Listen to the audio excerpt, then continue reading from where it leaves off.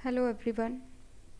Fifth Sam में हमारी जो बुक है उसका नेम है development and environmental economics. Fifth semester में हमारे जो सिलेबस को 4 यूनिट्स में डिवाइड किया गया है। फर्स्ट यूनिट में हम स्टडी करेंगे meaning of economic growth and economic development, determinants of economic development SDI, PQLI, measurement of economic development, obstacles of economic development and VC circle of poverty. Second unit में हमारा जो syllabus रहेगा development with unlimited supply of labour, big push theory, balanced and unbalanced growth and critical minimum effort thesis. Third unit हमारी environment से related है। इसमें जो topics हैं हमारे environment as a necessity and luxury, population environment linkages, market failure in case of environmental goods, prevention and control of pollution, environment legislation, meaning and importance of sustainable development। Fourth unit हमारी statistical है जिसमें हम पढ़ेंगे regression, its meaning, difference between correlation and regression, types of regression, regression lines, X on Y and Y on x.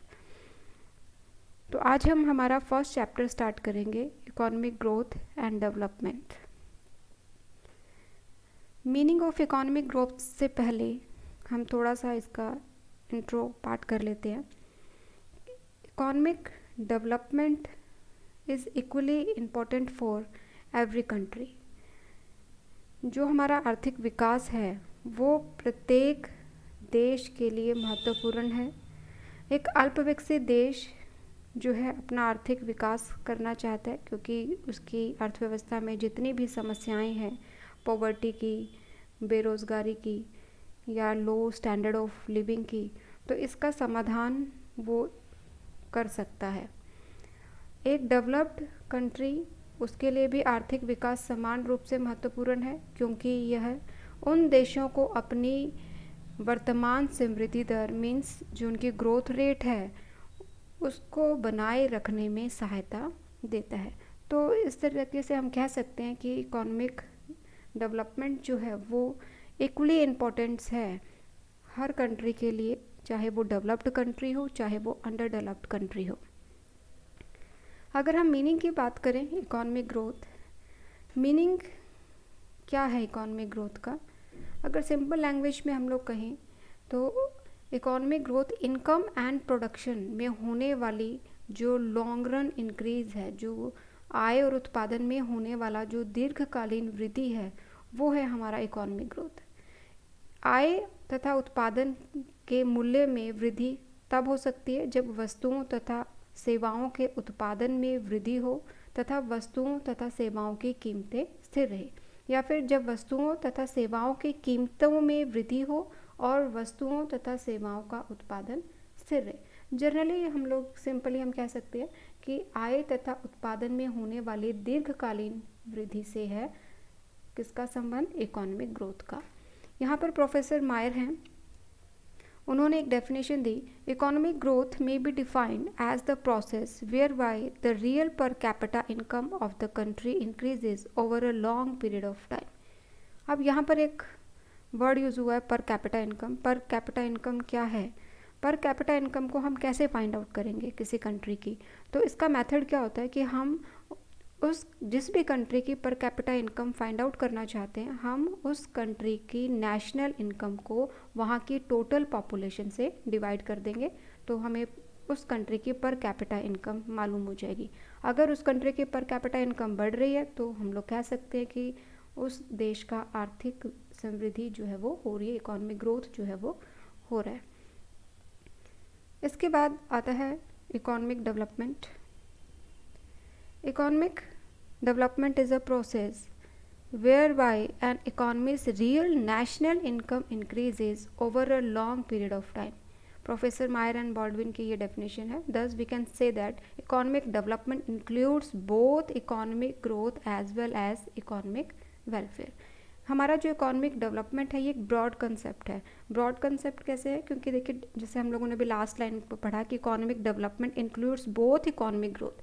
अब economic growth में हम क्या include करते हैं? Per capita income. तो इकोनॉमिक ग्रोथ हो गया एक तरफ, as well as economic welfare, जो हमारा सोशल वेलफेयर है। इट मीन्स इकोनॉमिक डेवलपमेंट में हम इकोनॉमिक ग्रोथ मीन्स हमारी per capita income plus economic welfare दोनों को इंक्लूड करते हैं। तो it means economic development is a broad concept. इससे रिलेटेड हमारे पास दो approaches I, classical approach and modern approach. Classical approach थी, उन्होंने जो अपनी डेफिनेशंस दी वो नेशनल इनकम या पर कैपिटा इनकम में होने वाली जो वृद्धि है, जो होने वाला इंक्रीज़ है, उसके रूप में की दी थी, उसके रूप में उन्होंने इसे डिफ़ाइन किया है। इसके अलावा यहाँ पर एक प्रोफेसर मायर की एक और डेफिनेशन दी गई है, economic development may be defined as the process whereby the real per capita income of the country increases over a long period of time, subject to the stipulations that the number of the people below an absolute poverty line does not increases and that the distribution of income does not become more unequal। तो इस definition में 4 जो हमारे words निकल के आए हैं, और ये 4 वर्ड्स को अगर हम आगे एक्सपेंड करें तो ये डेफिनेशन जो है वो अपने आप में हम इसे और बेटर वे में डिफ़ाइन कर सकते हैं। जैसे एक वर्ड है डेफिनेशन में, process, real per capita income, long period and no increase in poverty and inequality. Process जो यहाँ पर वर्ड है, इसका क्या मीनिंग है? प्रोसेस मीन्स इकोनॉमी में लॉन्ग रन में होने वाले चेंजेस, लॉन्ग रन में जो चेंजेस होंगे वहाँ वो प्रोसेस का ये यहाँ पर मीनिंग लिया गया। It effects on supply of factor and demand for goods.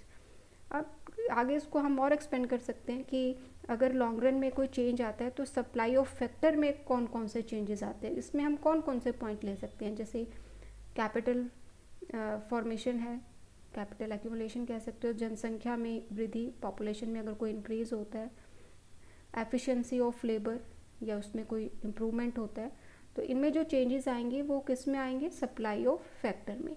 Second क्या था? डिमांड फॉर गुड्स पर भी इसका इफेक्ट पड़ेगा। डिमांड फॉर गुड्स में क्या चेंजेस आ सकते हैं? डिमांड फॉर गुड्स में हम क्या क्या ले सकते हैं? जैसे पॉपुलेशन की जो एज कॉम्पोजिशन है वो इसमें आ जाएगा, जनसंख्या की आयु संरचना। इसके बाद जो डिस्ट्रीब्यूशन ऑफ इनकम है, आय का जो वितरण है वो भी इसमें आएगा। कंज्यूमर का जो टेस्ट है वो भी हम डिमांड फॉर गुड्स में ही इंक्लूड करेंगे। तो सिंपली हम कह सकते हैं कि जो हमारा कंसेप्ट है इकोनॉमिक डेवलपमेंट का, it is a dynamic concept, क्योंकि देखो हम चेंजेस की बात कर रहे हैं यहाँ पर। सप्लाई ऑफ फैक्टर्स में जो चेंज आ रहा है, जो डिमांड फॉर गुड्स में जो चेंज आ रहा है, इट मीन्स सिंपली हमें जो चेंज आ रहा है, it means economic development is a dynamic concept. Changes dynamic को ही रिप्रेजेंट कर रहा है। इसके बाद सेकेंड है real per capita income. Real per capita income, अभी हमने पीछे भी इसको स्टडी किया कि अगर हमें किसी भी कंट्री की पर कैपिटा इनकम को फाइंड आउट करना है तो उसका सिंपल सा मेथड होता है कि हम उस कंट्री की नेशनल इनकम को वहाँ की टोटल पॉपुलेशन से डिवाइड कर देंगे। अगर किसी भी कंट्री की पॉपुलेशन ज़्यादा है उसकी नेशनल इनकम से, तो नेचुरल है वहाँ पर कैपिटा इनकम कम होगी। इसे हम वाइस वर्सा भी ले सकते हैं।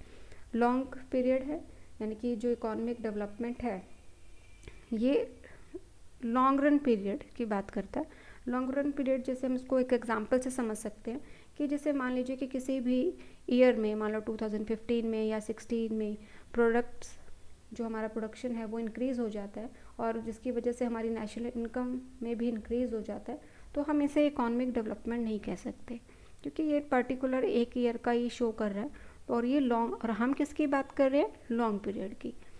एक और एग्जांपल भी ले सकते हो कि अगर इकॉनमी में ट्रेड साइकिल्स की वजह से इकॉनमी में बूम है, बूम के वजह से हमारी इकॉनमी में नेशनल इनकम बढ़ गई है, तो इसे भी हम इकोनॉमिक डेवलपमेंट नहीं कह सकते। इकोनॉमिक डेवलपमेंट, आर्थिक विकास, तो उसी अवस्था को कहेंगे जिसके अंतर्गत कम से कम 25 वर्ष यानी कि 25 ईयर्स तक नेशनल इनकम में कॉन्टिन्यूस इंक्रीज होता रहे, जो हमारी राष्ट्रीय आय है वो निरंतर बढ़ती रहे, तो इसे हम इकोनॉमिक डेवलपमेंट कहेंगे। शॉर्ट रन से रिलेटेड नहीं है ये, it is related to the long run period.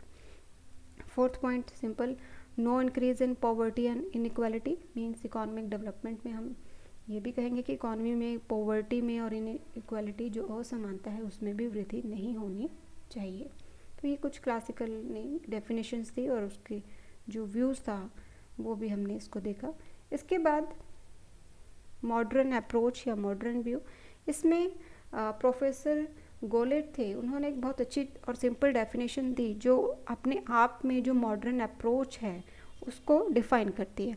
The wider meaning of development is self substance, self esteem and freedom. ये 3 पॉइंट्स हमारे पास आ गए। लाइफ या हमारे पास सब्सटेंस, उसके बाद सेल्फ एस्टीम एंड फ्रीडम। अब इन्हीं को हम एक्सपेंड कर सकते हैं और ये जो डेफिनेशन है एक सिंगल लाइन की, इसको हम और अच्छे बेटर वे में इसको डिफाइन कर पाएंगे। ये लाइफ सब्सटेंस या सेल्फ सब्सटेंस क्या है? आर्थिक विकास वह प्रक्रिया है जिसके द्वारा लोगों को निर्धनता के स्तर से ऊपर उठाया जाए तथा साथ ही साथ उनकी जो बेसिक नीड्स हैं उनको भी पूरा किया जाए। किसी भी देश को तब तक हम डेवलप्ड विकसित नहीं कह सकते जब तक वो अपने सभी सिटीजन्स को बेसिक नीड्स जो है एक कंट्री की उसको पूरा नहीं कर लेता। तो कहने का क्या मतलब है, अगर एक कंट्री यहाँ पर जो सेल्फ लाइफ सब्सटेंस की या सेल्फ सब्सटेंस की जो हम बात कर रहे हैं, सेल्फ सब्सटेंस या लाइफ सब्सटेंस मीन्स कि एक कंट्री को हम तभी डेवलप्ड कहेंगे जब वो अपनी सिटीजन्स की जो बेसिक नीड्स हैं उसको वो पूरा कर रहा है, उसको वो सेटिस्फाई कर रहा है। इसके बाद आता है सेल्फ एस्टीम, स्वाभिमान, हिंदी में हम कहेंगे सेल्फ एस्टीम। स्वाभिमान से अभिप्राय है आत्मसम्मान तथा स्वतंत्रता की भावना।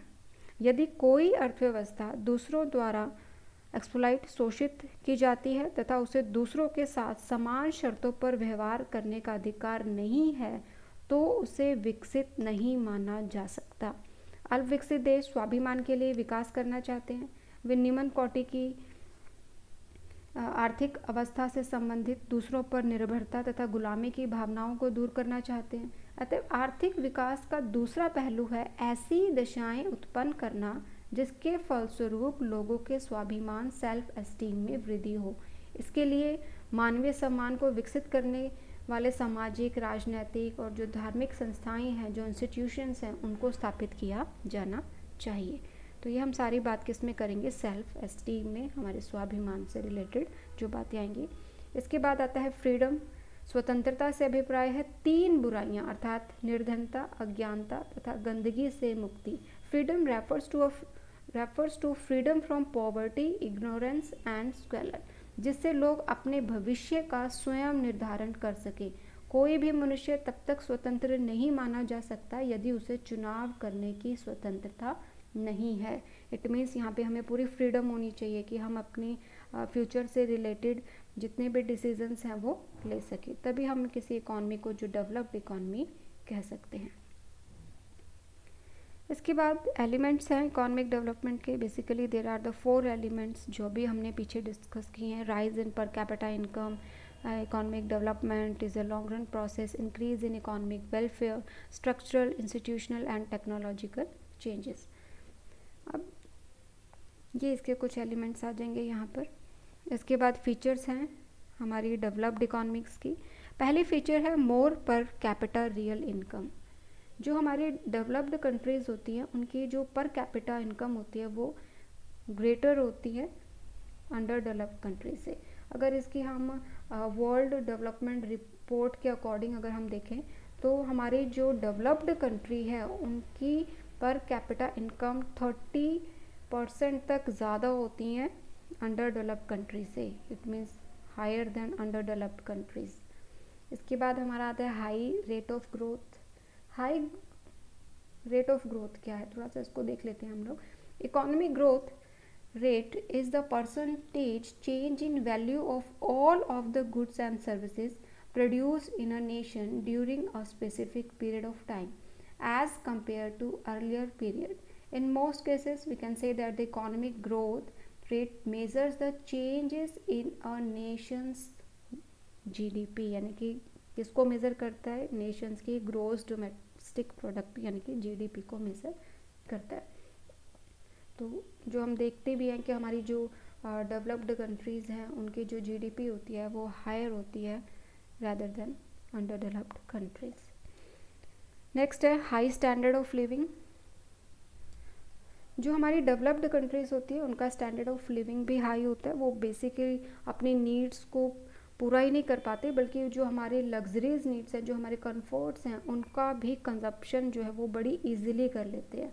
अगर हम यहाँ पर कैलोरीज़ की बात करें तो जो डेवलप्ड कंट्रीज़ में है एवरी डे जो कैलोरीज़ कोई जो सिंगल पर्सन कंज्यूम करता है वो 3700 कैलोरीज़ को कंज्यूम करता है, जबकि अंडर डेवलप्ड कंट्रीज़ में जो ये कैलोरीज़ है वो ओनली 2400 है। तो इट मीन्स यहाँ पर हम कितना बड़ा डिफरेंस जो है वो देख सकते हैं। इसके बाद हमारा आता है high rate of capital formation and low capital output ratio. High rate of capital formation, अब अगर हम डेवलप्ड कंट्रीज़ की यहाँ फीचर कर रहे हैं तो अब डेवलप्ड कंट्रीज़ में लोग जो हैं, वहाँ के जो सिटीजन्स हैं, जो कंज्यूमर्स हैं, वहाँ पर इनकम जो है वो बहुत ज़्यादा होती है।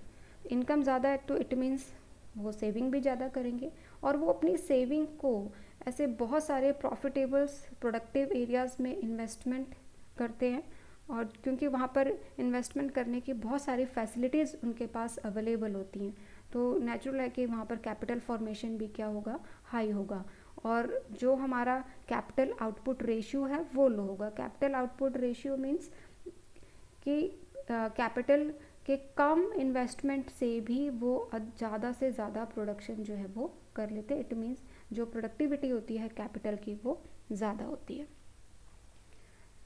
अगर हम इसके यहाँ पर फीचर अगर अंडर डेवलप्ड कंट्रीज़ की कर रहे होते, अंडर डेवलप्ड इकोनॉमीज़ की कर रही होती, तो ये इसकी अपोजिट्स हो जाती कि वहाँ पर जो रियल पर कैपिटा इनकम मोर नहीं होती, वो लेस होती है, और रेट ऑफ ग्रोथ भी लेस होता है, स्टैंडर्ड ऑफ लिविंग भी लेस होता है, कैपिटल फॉर्मेशन भी हाई नहीं होता, तो वो इसके अपोजिट में आ जाती। इसके बाद नेक्स्ट आता है हमारा डेवलप्ड ह्यूमन कैपिटल। ये ह्यूमन कैपिटल क्या है? Human capital is the skill and knowledge embodied in the minds and hands of the population. Means ये ह्यूमन कैपिटल किसको एक्सप्लेन कर रहा है? स्किल एंड नॉलेज को। और ये कहाँ से आता है कि जब हम अपनी कंट्री में लोगों को अच्छी एजुकेशन दें, उनको अच्छी हेल्थ फैसिलिटीज़ प्रोवाइड करवाएं, अच्छी ट्रेनिंग्स दें उनको, तो ये ह्यूमन कैपिटल जो है ये डेवलप्ड होते हैं। ये भी अपने आप में किसी भी कंट्री के लिए एक डेवलप्ड इकोनॉमीज़ के हम फीचर इसको हम कह सकते हैं। अब इसका देखो क्या फ़ायदा होता है, इसके क्या बेनिफिट्स होते हैं। अगर हमारी कंट्री में ह्यूमन कैपिटल डेवलप्ड है तो उसका जो एक्सपेंडिचर है हेल्थ पर वो कम होगा। हेल्थ एक्सपेंडिचर कम होगा तो इट मीन्स वो लॉन्ग लाइफ जिएगा, अच्छी लाइफ वो स्पेंड करेगा अपनी, और उसका जो स्टैंडर्ड ऑफ लिविंग है वो भी कंपैरेटिवली हाई होगा rather than underdeveloped country से। अब उसका हेल्थ अच्छा है, उसको अच्छी हम ट्रेनिंग दे रहे हैं, तो वो हमारी जो मशीन है, जो टेक्नोलॉजी है, न्यू टेक्नोलॉजी को बड़ी इजीली अडॉप्ट कर लेते हैं, और जो इनोवेशन है वो पॉसिबल हो पाता है। तो शोज थे उन्होंने बड़ी अच्छी एक छोटी सी सिंगल लाइन उन्होंने कही कि development of human capital is the main M of developed countries. Means कि डेवलपमेंट, ह्यूमन कैपिटल का डेवलपमेंट करना ही जो हमारी डेवलप्ड कंट्री है उनका महत्वपूर्ण लक्ष्य होता है। तो हम देख सकते हैं कि ह्यूमन कैपिटल भी कितना इम्पोर्टेंट है किसी कंट्री के डेवलपमेंट के लिए। इसके बाद आता है लो ग्रोथ रेट ऑफ पॉपुलेशन। जो ग्रोथ रेट होती है पॉपुलेशन की वो लो होती है। बेसिकली जो डेवलप्ड कंट्रीज़ होती हैं वो डेमोग्राफिक ट्रांजेक्शन की 4th स्टेज में होते हैं। 4th स्टेज में low birth rate and low death rate होता है। तो इस अवस्था में आर्थिक विकास के परिणाम स्वरूप लोगों का जीवन स्तर बहुत ऊंचा हो जाता है। जो इंडस्ट्रियलाइजेशन है, जो हमारा अर्बनाइजेशन है, एजुकेशन है, से लोगों में जो अप्रोच है, जो सामाजिक दृष्टिकोण है, उसमें भी परिवर्तन आता है। तो इट मीन्स देखो कि अगर कोई कंट्री 4th डेमोग्राफिक ट्रांजेक्शन में है तो वहाँ पर हमें कितनी और ज़्यादा फीचर देखने को मिलती हैं। इसके बाद आता है नेक्स्ट टेक्निकल प्रोग्रेस।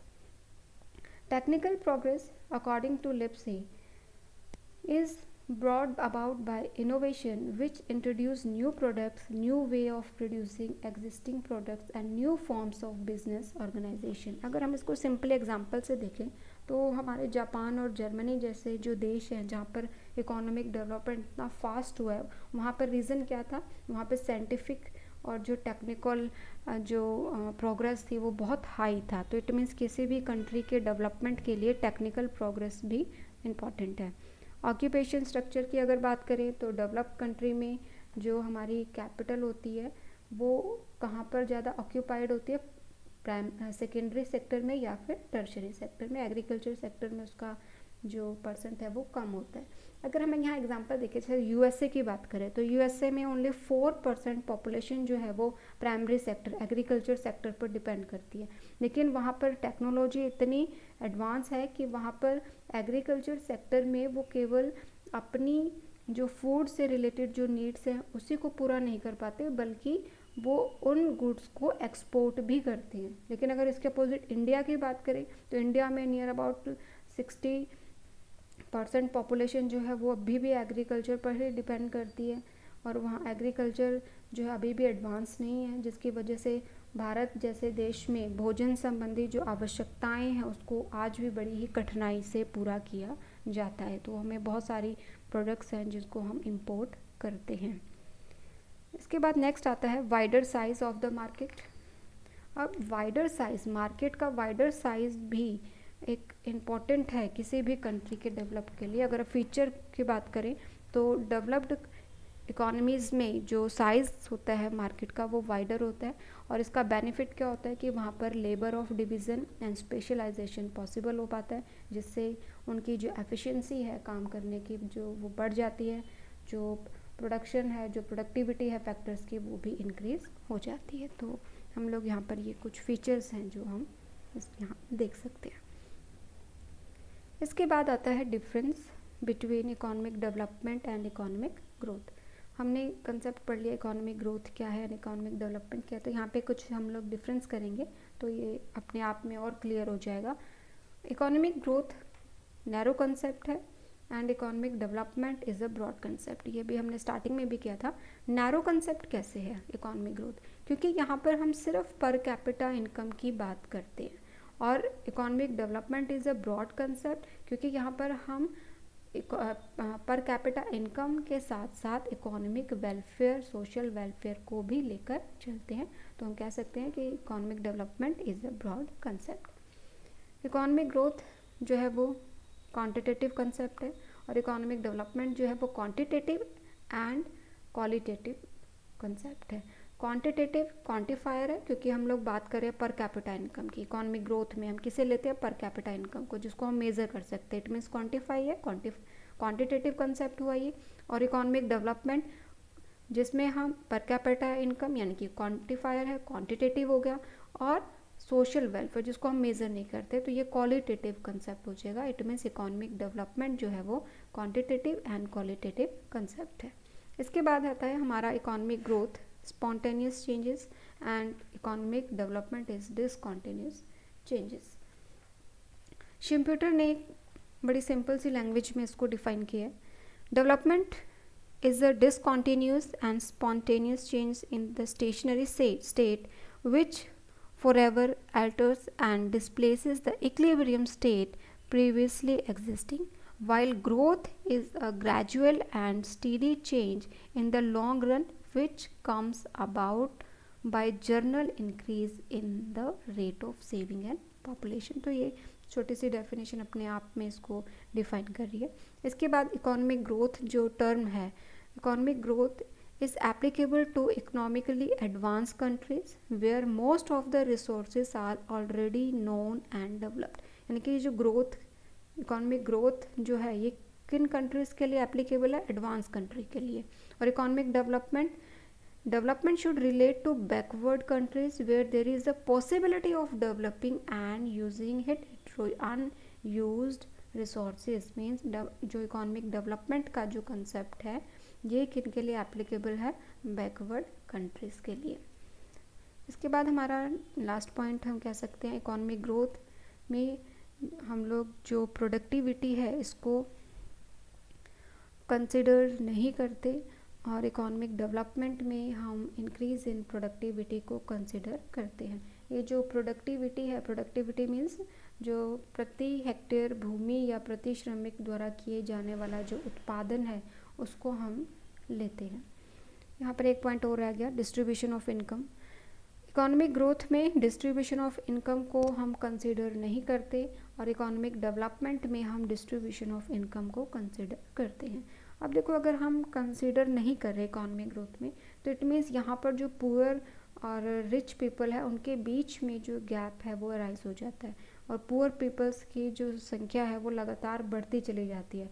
और अगर हमारा जो डिस्ट्रीब्यूशन है इनकम का वो इक्वल है तो ये गैप जो है वो उतना ही कम हो जाता है। तो सर गवर्नमेंट जो है इसके लिए क्या कर सकती है, डिस्ट्रीब्यूशन ऑफ इनकम को इक्वल करने के लिए गवर्नमेंट क्या करेगी, प्रोग्रेसिव टैक्सेस लगा देगी। प्रोग्रेसिव टैक्सेस से जितनी भी उसकी रिवेन्यू होगी वो किस पर एक्सपेंडिचर कर देगी, हमारी पुअर पीपल्स से, जिससे जो गैप है रिच एंड पुअर पीपल्स का वो कम हो सके। These are the some points of difference between economic development and economic growth. So I hope you will got all the points, and this is the presentation of our first chapter. Thank you.